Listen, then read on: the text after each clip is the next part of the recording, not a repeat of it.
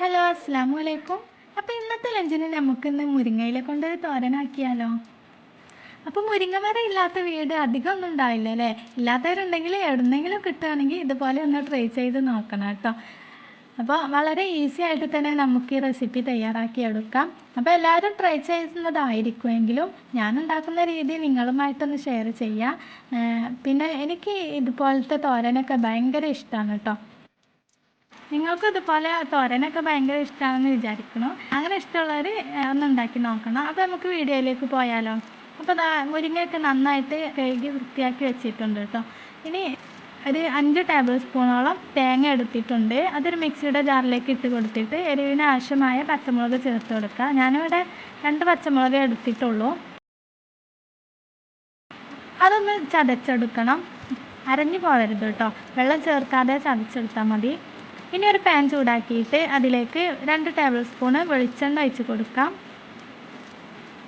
വെളിച്ചെണ്ണ നന്നായിട്ട് ചൂടായി വരുമ്പോൾ ഒരു 5-6 ചെറിയ ഉള്ളി ഉണ്ടല്ലോ, അത് അരിഞ്ഞത് ഇതിലേക്ക് ചേർത്ത് കൊടുത്തിട്ട് ഒന്ന് വഴറ്റിയെടുക്കണം.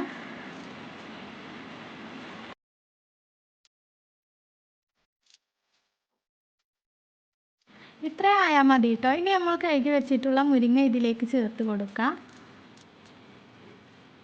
അപ്പോൾ ഇടുന്ന സമയത്ത് ഇത് ഒരുപാടുണ്ടെങ്കിലും ഇത് വാടി വരുമ്പോൾ കുറച്ചേ ഉണ്ടാവുള്ളൂ കേട്ടോ. അപ്പോൾ അതിനനുസരിച്ച് മുരിങ്ങ എടുക്കാൻ നോക്കാം. ഇനി ഇതൊന്ന് ചെറുതായിട്ടൊന്ന് മിക്സാക്കി കൊടുക്കുക. ഈ ഒരു സമയത്ത് ഇതിലേക്ക് ആവശ്യമുള്ള ഉപ്പ് കൂടി ചേർത്ത് കൊടുക്കുക കേട്ടോ.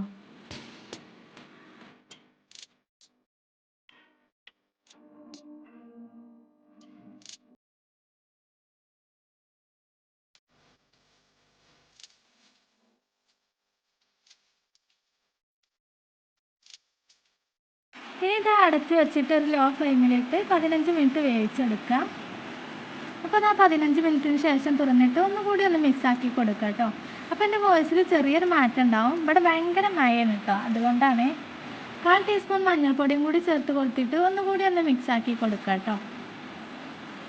2-3 മിനിറ്റ് വരെ മിക്സാക്കിയതിന് ശേഷം നമ്മൾ ചതച്ച് വെച്ചിട്ടുള്ള തേങ്ങ ഉണ്ടല്ലോ, അതും കൂടി ഇതിലേക്ക് ചേർത്ത് കൊടുത്തിട്ട് തേങ്ങ നന്നായിട്ടൊന്ന് ചൂടാവുന്നത് വരെ ഒന്ന് മിക്സാക്കി കൊടുക്കുക. പിന്നെ നമ്മൾ ഒട്ടും വെള്ളം ചേർക്കാതെയാണല്ലോ ഈ മുരിങ്ങ വേവിച്ചെടുത്തിട്ടുള്ളത്.